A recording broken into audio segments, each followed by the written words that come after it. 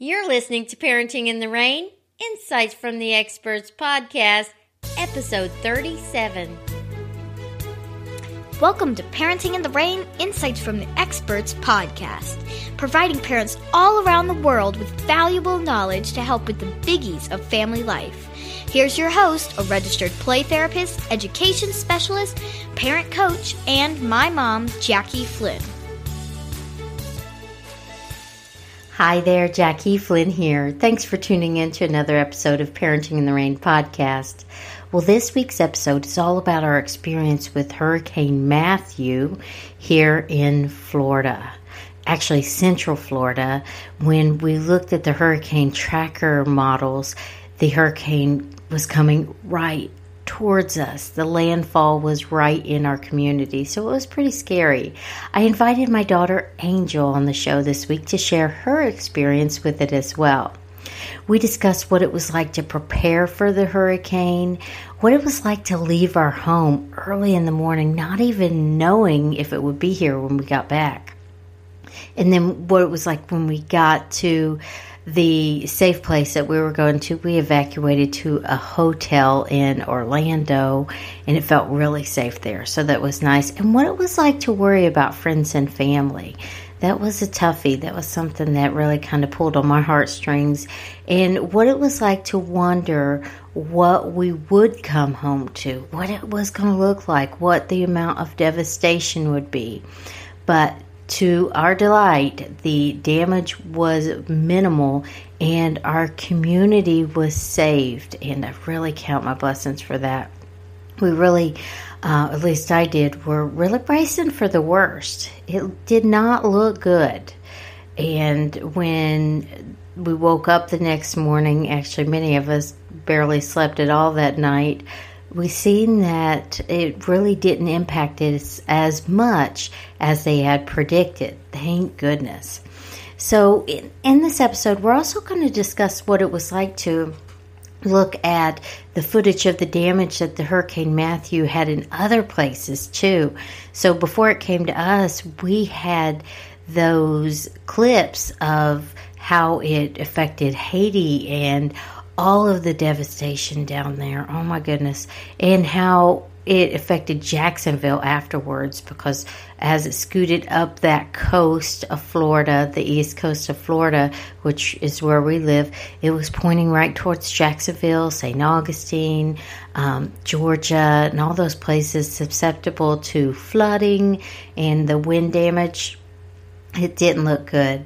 So during our evacuation, we stayed at a hotel that accepted pets.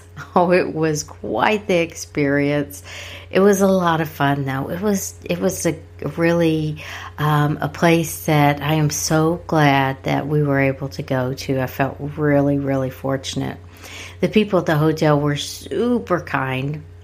But we did witness a few people showing the symptoms of stress, like with low tolerance levels, maybe getting upset really easily. Saw somebody at the grocery store and another person at the hotel, just really kind of getting short with the people that work there.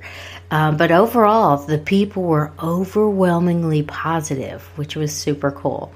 Now, my husband was at work the whole time, so for the evacuation, it was just me and Tommy and Angel and Max, our dog.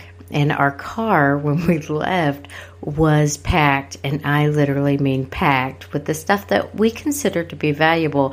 And it's kind of interesting looking back on it now, what we chose to pick and what the kids chose to pick as what they value as well.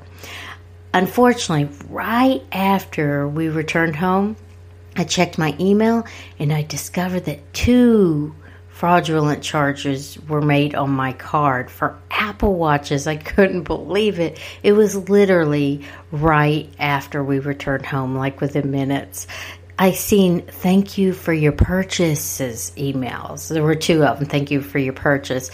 And needless to say, this really increased the stress level. I was feeling really frustrated because it was late at night too. It was maybe like 10 o'clock, 9:30, something like that. But I got it all worked out, and that's no biggie. The people checking with the bank today. Today's the first day back to normal operations. Kids are going back to school. People are going back to work. A lot of people's electricity has been fixed, and things are kind of getting back to normal. Thank goodness. Damage was really minimal in this area, and I really, really count my blessings for that. But those emails of those fraudulent charges, it really reminded me. I mean, I can kind of a little bit laugh at it now. The money has not been returned to my account yet. But it makes me think of that Identity Thief movie with Melissa McCarthy. I don't know if you've seen that or not yet. That movie is so good. It's definitely not rated for kids, though. But it is funny. And parts of it, I guess, are kind of semi-educational, because it really can give you a glimpse into the world of credit card fraud, which I'm not a big fan. Of course, I can imagine a lot of people aren't of all that. It kind of gives me the heebie-jeebies to think that somebody else would try to get money or get materials through somebody else's hard work. So I guess I still am a little frustrated about that. So when we came back from the hurricane, when we come back home, only part of our fence was blown over, a few fence panels, which was super cool because we weren't even sure if we were going to have a house left, because this thing was, some were predicting it to be a Category 5, which is the strongest. Turned out to be a 3, which is still not a anything to be taken lightly, but it went offshore, I guess maybe about 20 miles. If it would have come in a little closer, then we would have had the damage they predicted. Some of our friends weren't so lucky, though. They had some more damage. I've seen a few trees fell on homes and knocked out people's porches and stuff like that, but it was not even close what they had thought that it may be. Lots of people in our area, though, did lose power, and we did not, thank goodness. I know one of the big supermarkets in a local town, like right up the road that we usually go to get our groceries, they lost their entire freezer section and the refrigerated section, so their generator must not have worked through it all, because another grocery store made it through it. Luckily, we didn't lose any power. My cousin Connie did, and I think they've caught it back now. I hope so.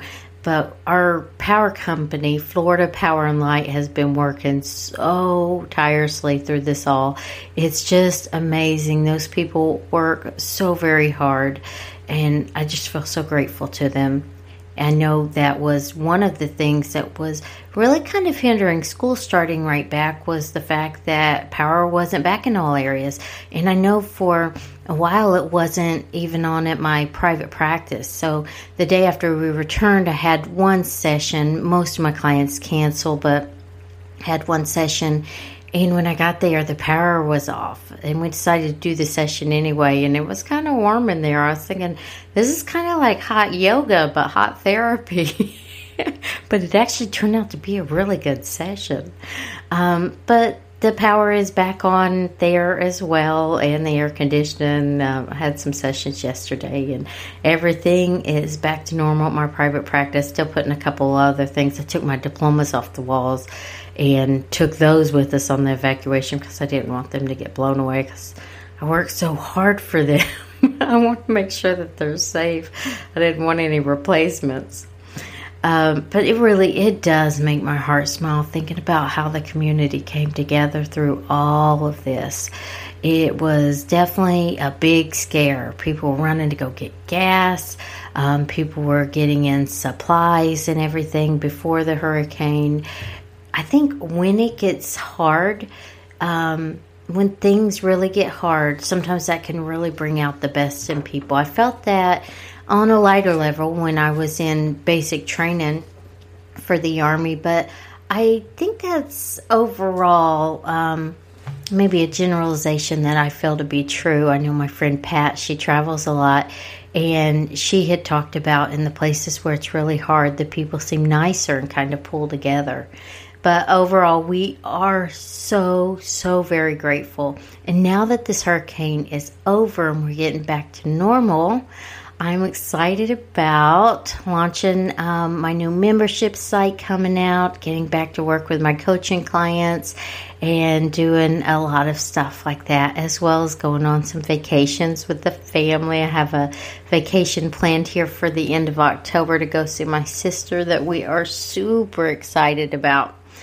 And I won't keep you waiting any longer. Here's my conversation with my daughter, Angel, talking about what the hurricane evacuation was like for her.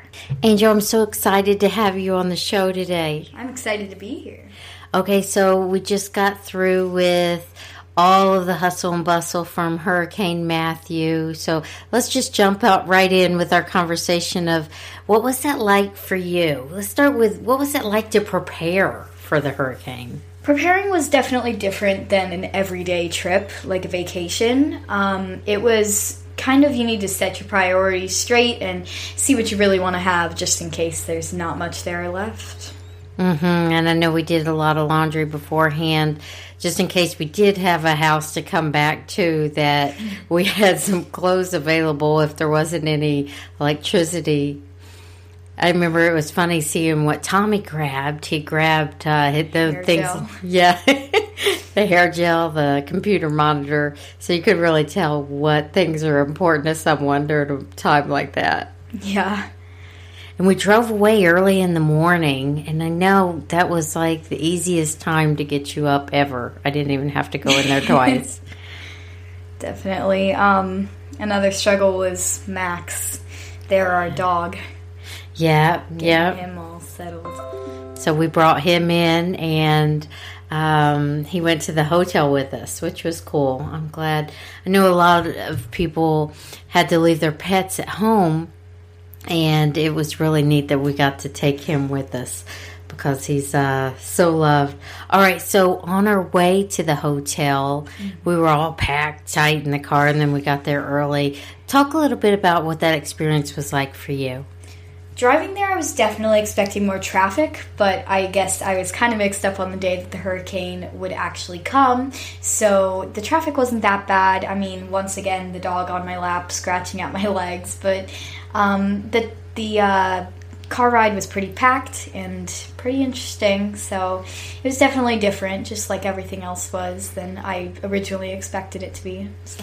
I really liked going to that hotel. That hotel was beautiful. It definitely was. Like 3 loads of us packing into the hotel. Trying to carry everything up. I thought everybody would have water like we did, all the jugs of water and the bottles of water, but it turned out we were like the only one that I saw with water during the whole time.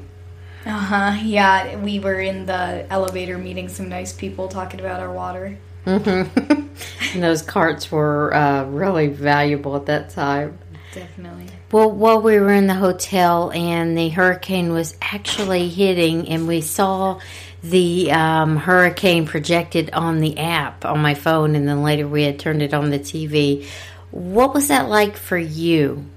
I wasn't really clear with the whole radar system, so it was kind of trying to figure out what that exactly meant, and the news was definitely going on and off about it's going to be the worst one in 100 years, and it goes down to just regular Category 3, and, you know, it was all kind of hustle and bustle trying to figure out exactly how things are going to work, and it got a little confusing at times, but I kind of liked learning more about the radar systems and how they have the apps from Red Cross, which I think is pretty cool. Yeah, I had that Red Cross app. I'd seen that some of my friends on Facebook, they were using that app, so I got it, and we got to see.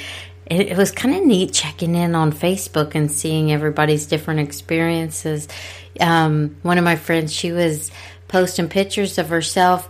She was she wasn't actually in the picture. She was in her closet with her guinea pig and her dog and her Bible. So it was definitely a different kind of experience for different people. A lot of people stayed back in our area. Yeah, I knew a lot of my friends stayed back, but a lot of them also evacuated. So you never really know what you're going to do because you never know what to expect in these kind of things. Mm-hmm. And I remember you really kept in touch with people through text as well. Yes. So you got to see all your friends. And I know we lost power at the hotel. Talk to us a little bit about what that was like when we finally decided to come home.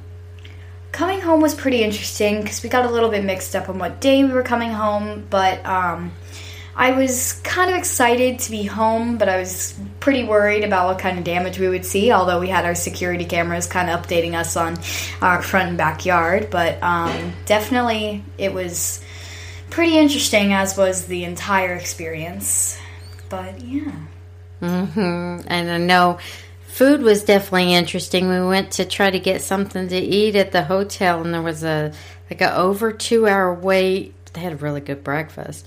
And then we tried to walk to McDonald's, and they were already closed. For the first time I've ever seen them closed in my entire life. Yeah, and all of your 12 years of life. All of them.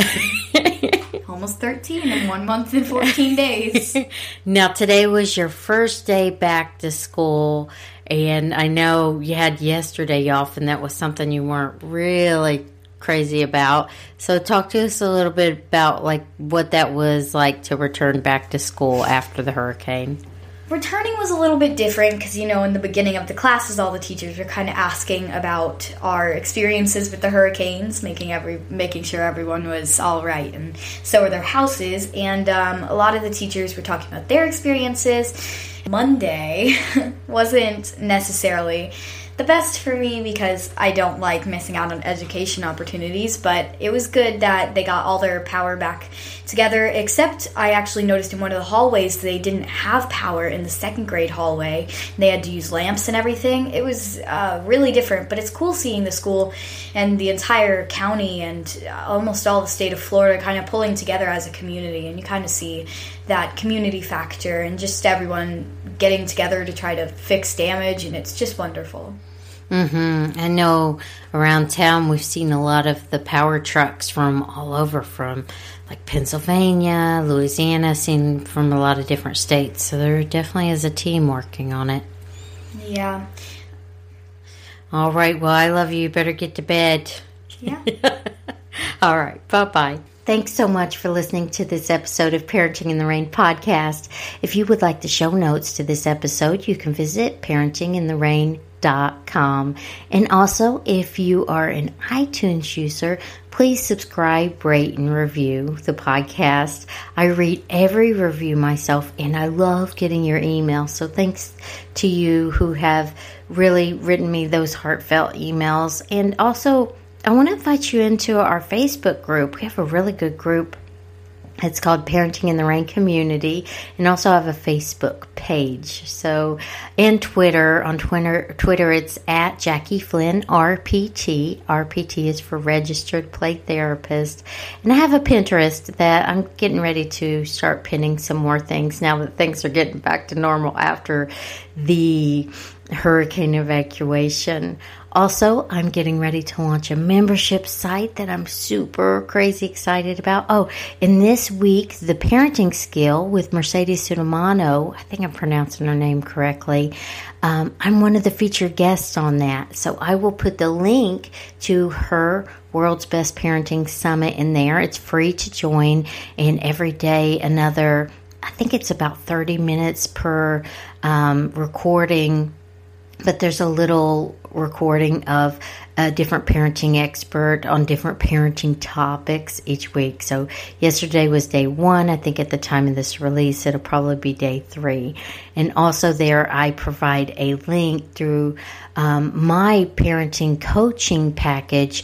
Her listeners to that summit are going to get a free discount. So you can find that as well. But if you're interested in that parenting coaching package as well, go to JackieFlynnConsulting.com. Well, thanks again for listening, and I look forward to talking to you next time. All right. I hope you have a wonderful week, and take care.